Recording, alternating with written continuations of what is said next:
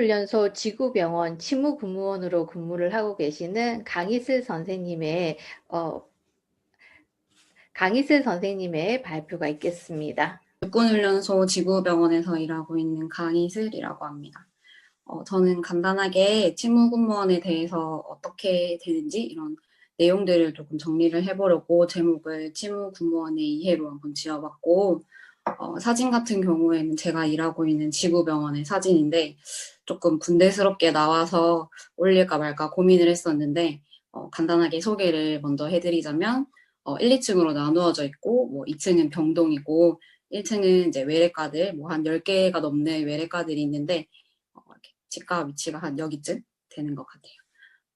목차를 간단하게 설명을 해드리면, 군무원이 되기까지 과정이랑 뭐 군무원이 어떤 것인지, 군무원이 되면 하는 일, 이런 거에 대해서 준비를 했고, 제가 군무원을 준비하면서 치무 군무원이 되는 게 이제 자료가 굉장히 없더라고요. 그래서 어떻게 되는지가 조금 많이 궁금했고, 하면 무슨 일을 하는지, 이런 게 궁금해서, 모르는 사람들에게 어떤 게 궁금할까라는 생각으로 해서, PPT를 한번 지어봤습니다. 우선 군무원이라고 하면 말 그대로 군대에서 일하는 공무원을 말하는 건데요. 군무원의 채용은 이제 사진처럼 국방부, 육군, 해군, 공군, 뭐 해병대까지 다 나누어서 이렇게 이루어집니다.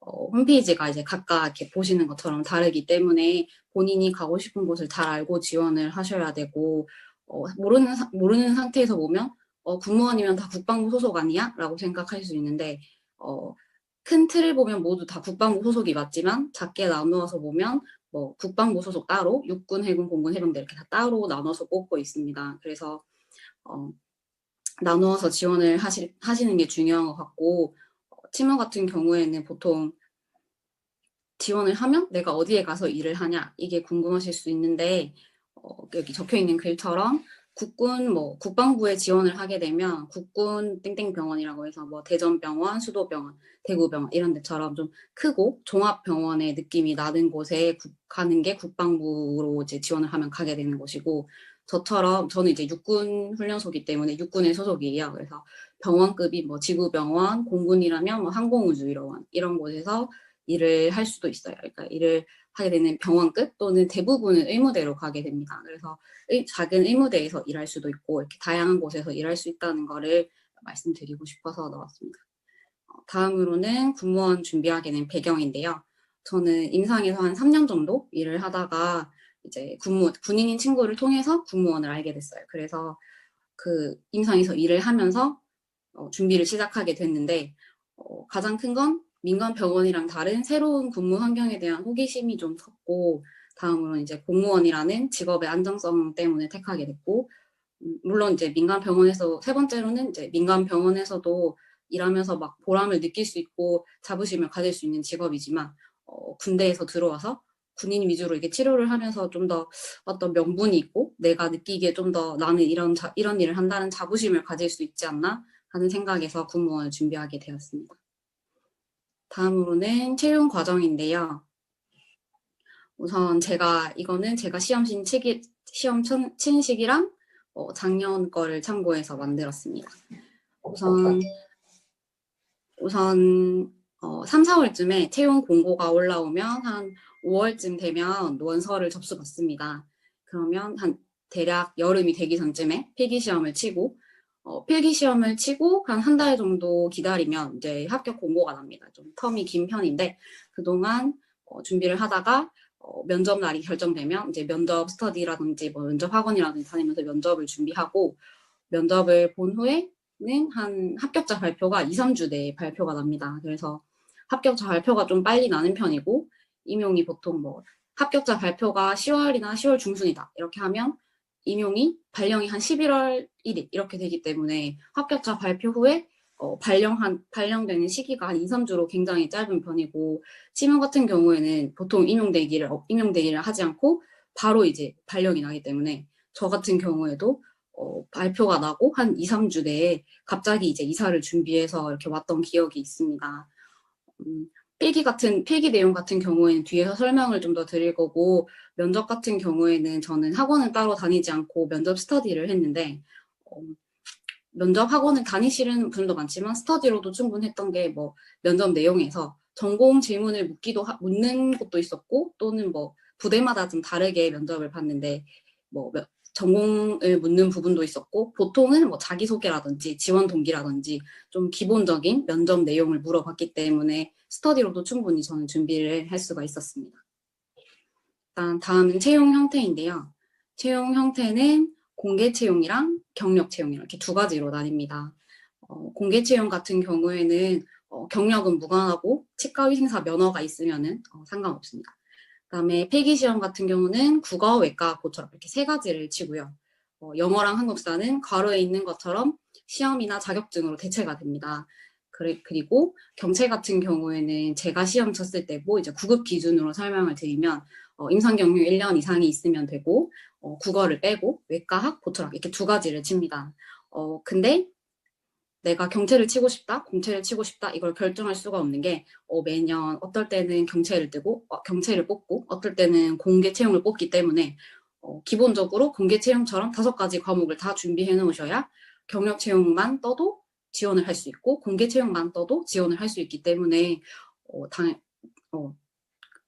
준비를 하셔야 되고 제가 준비할 때도 저는 공채를 준비하다가 갑자기 경력 채용이 많이 떠서 옮겨간 케이스인데 작년 같은 경우에는 경채를 한 명도 안 뽑고 공채를 다 뽑았기 때문에 꼭 이렇게 5개를 다 준비하시라고 말씀을 드리고 싶습니다.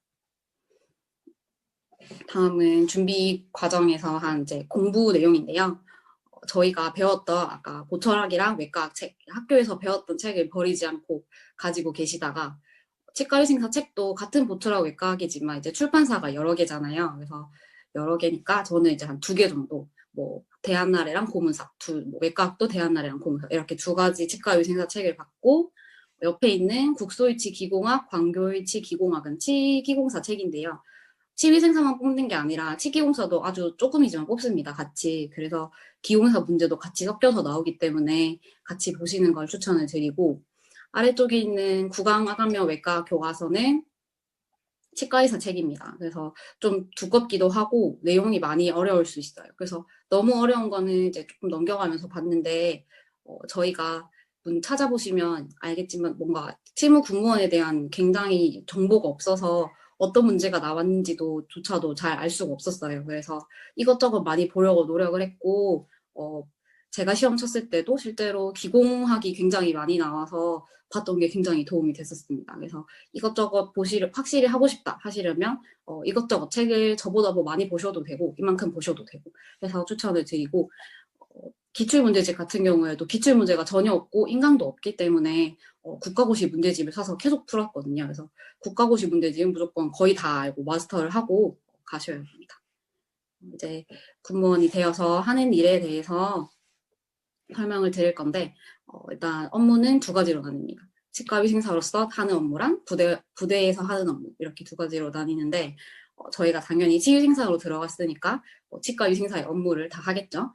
저희 부대 같은 경우에는 임플란트 교정은 따로 보지 않기 때문에 군대에서는 대부분 임플란트랑 교정을 보지 않고 큰 국군병원 2군데에서만 지금 임플란트를 보고 있어요. 그래서 대부분 안 보신다고 생각하면 되고 그 외에 뭐 신경치료라든지 내지 뭐 보철치료, 뭐 사랑니 발치 이런 거 있기 때문에 그거 빼고는 거의 다 한다고 생각하시면 될 것 같습니다.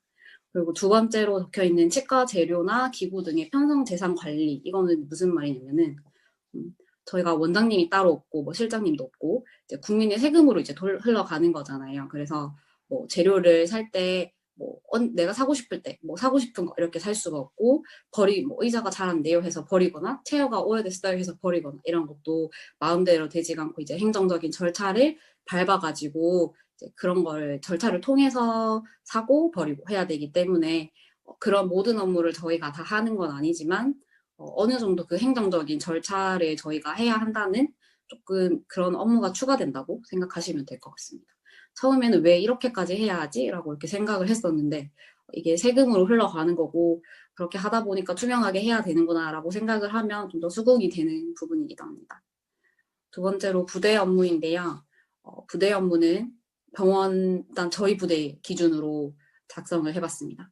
첫 번째로 병원 내 당직인데 한 달에 1~2번 정도 병원에서 이제 약간 행정실 같은 곳에서 밤을 이제 새면서 그 안에 살고 있는 그 의무병들이라든지 아니면은 병원 외부에서 전화가 온다든지 그런 병원 내 밤에 해야 하는 일 그런 것들을 하는 당직이고, 두 번째는 선별진료라고 해서 지금 코로나 때문에 병원에 출입하기 위한 선별진료소가 따로 이제 밖에 세워져 있습니다.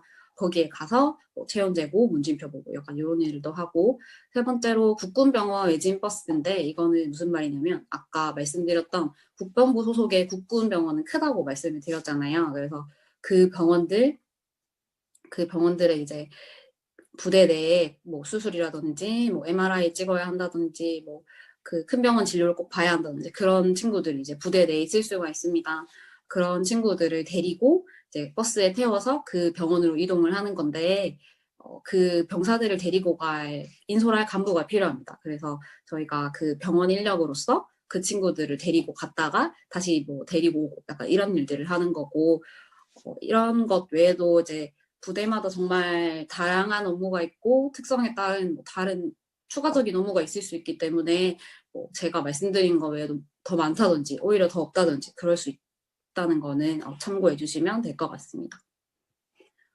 다음으로는 제가 꼽아본 장단점인데 먼저 장점 먼저 말씀을 드리면 일단 공무원이기 때문에 안정성이 가장 컸던 것 같고, 다음으로는 근무 시간이 일정한데 저희 근무 시간이 아침 8시 반부터 5시 반까지예요. 그래서 환자가 없으면 사실 병원에서는 크게 할 일이 없기 때문에 무슨 일이 있지 않은 한 칼퇴가 가능합니다. 그래서 5시 반에 칼퇴를 하고 있고, 전투 체육 시간은 군대는 체력 단련 시간이라고 해서 군인들이 운동해야 할 시간이 보장되어 있습니다. 그래서 시에 병원 접수가 마무리되고 나면 늦어도 4시 반까지는 진료가 거의 마무리가 됩니다. 그래서 1시간 내지 1시간 반은 이제 전투 체육 시간을 가지는데 부대마다 조금씩 다르지만 뭐 본인의 시간을 가지시는 분들도 있고 뭐 운동을 진짜 하시는 분들도 있고 뭐 남은 일을 하시는 분들도 있고, 저희 부대 같은 경우에는 다 같이 뭐 운동을 할 때도 있고 너무 춥고 더울 때는 그냥 뭐 본인의 시간을 가지거나 개인 운동을 권장하는 편입니다. 다음으로는 휴가가 민간 병원보다 많다는 건데 공무원과 똑같이 21개로 휴가가 좀 많은 편입니다. 그리고 군인에 한해서 이제 무료로 진료를 하기 때문에 거의 민원이 컴플레인이라든지 이런 게 거의 없는 편입니다. 이게 또 굉장히 큰 장점이라고 생각해서 적었고, 마지막으로는 군무원으로서 가지는 위쪽은 거의 이제 몇 개는 바깥 공무원이랑 거의 비슷한데 PX가 이용이 가능하다는 거는 군무원으로서는 좀 큰 장점이 아닐까 생각해서 마지막에 넣어봤습니다. 아시다시피 뭐 과자라든지 뭐 먹는 거, 뭐 화장품 이런 게 굉장히 싸서 바깥에서 마트 안 파는 거 빼고는 거의 다 PX를 저는 이용하고 있습니다. 다음은 단점인데요. 지금까지 말씀드린 것처럼 진료 이외의 업무가 좀 많습니다. 아까 뭐 병원을 간다든지 당직을 한다든지 뭐 선별 진료를 간다든지 이런 것도 업무가 많기 때문에 진료에 집중한다? 약간 이런 건 아니라고 이제 보시면 될 것 같고, 두 번째는 군대 특성상 휴가 및 외출이 통제될 수 있다. 이건데 지금 코로나 때문에 병사들이 휴가가 아예 통제가 되었습니다. 그래서 저도 지금 제 집이 부산인데 부산에 못 간 지 한 두세 달 정도 된 것 같고, 작년에도 뭐 처음에 크게 터졌을 때도 한 3달 정도 못 갔고 중간에 또 한 달 정도 휴가를 못 써서 집을 못 갔어요. 뭐 주말에 가면 되지 않냐 생각할 수도 있는데 그 주말까지 사실은 통제가 된 건데 몰래 갔다가 걸리면 이제 너의 책임, 그러니까 이렇게 되는 거기 때문에 사실 거의 못 간다고 보시면 될 것 같습니다. 이제 이런 일이 거의 비슷한 일이 생길 때마다 계속 휴가가 통제가 될 수 있겠죠. 그래서 굉장히 큰 단점이라고 보실 수도 있을 것 같습니다. 그래서 그 다음은 이제 순환 근무로 인한 지역 이동이 있다는 건데, 순환 근무가 무슨 말이냐면 군인이든 군무원이든 내가 지금 일하는 한 부대에서 평생 일할 수가 없어요. 그래서 주변에 있는 부대든 아주 멀리 있는 타 지역에 있는 부대든 그쪽으로 5년 내지 10년을 일하면 이동을 해야 합니다. 그래서 지금 계속 정책이 바뀌고는 있지만 기본적인 틀은 순환근무를 해야 한다는 겁니다. 그래서 지역 이동이 하기 싫다 하시는 분들에게는 큰 단점이 될 수 있겠죠.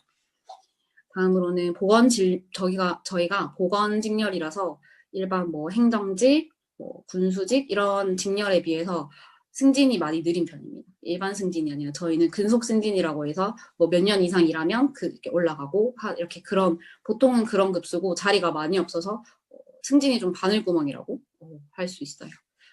다음으로는 1년에 한두 번 체력 검정이 있다라는 건데 아까 말씀드렸던 체력 단련 시간과 이거는 내용이 조금 이어지는 겁니다. 1년에 한 전반기, 후반기 나누어서 체력 검정을 하는데 이제 내용은 팔굽혀펴기, 윗몸 일으키기, 3km 뛴 걸음 이렇게 3가지를 봅니다. 특급부터 1, 2, 3급, 불합격까지 이렇게 5개로 종목으로 나뉘는데 이게 뭐 불합격한다 이렇게 해서 큰 불이익은 없지만 뭐 1년에 한 번 받는 성과상여금이라든지 또는 뭐 부대마다 조금씩 다른데 인사평가에 넣는다든지 약간 이렇게 들어갈 수도 있기는 해서 이게 아주 무시할 수는 없고 계속 불합격을 받는 것도 좋지는 않고 그렇습니다. 이게 생각보다 여금보다는 조금 기준이 낮지만 그래도 저희 기준으로 살짝 조금 힘든 체력 급수여서 약간 이것도 단점이 될 수 있습니다. 마지막으로는 군대라서 군인이 우선이다라는 말씀을 드리고 싶었는데 일일이 어떤 식으로 말씀을 드리기는 좀 어렵지만 군대니까 당연히 군인에 의해서 돌아간다는 거를 이제 인식을 꼭 해야 하고 그래야 수긍이 되는 것들도 있을 수 있기 때문에 이 점을 꼭 항상 생각을 하고 계셔야 어떤 것에 대해서 좀 수긍이 가고 하는 점이 많습니다. 그래서 이렇게 단점을 정리를 해봤고 어떻게 마무리를 할까 하다가 너무 단점을 마지막으로 하는 건 조금 그렇지 않나 생각을 해서 장점 아닌 장점을 좀 넣어보려고 했는데 다 그런 건 아니지만 군부대가 특성상 이제 높은 건물이 없고 그래서 이제 계절마다 이렇게 나무가 굉장히 이뻐요. 그래서 이거 지금 굉장히 기분이 좋거든요. 훈련소가 좀 넓은 편이라서 이렇게 막 사진 찍고 놀기도 하고 하는데 네, 굉장히 이렇게 할 때는 뭐 좋구나, 굉장히 잘 왔구나라는 생각이 들기도 합니다. 좀 갑자기 마무리하는 것 같은데 들어주셔서 감사합니다.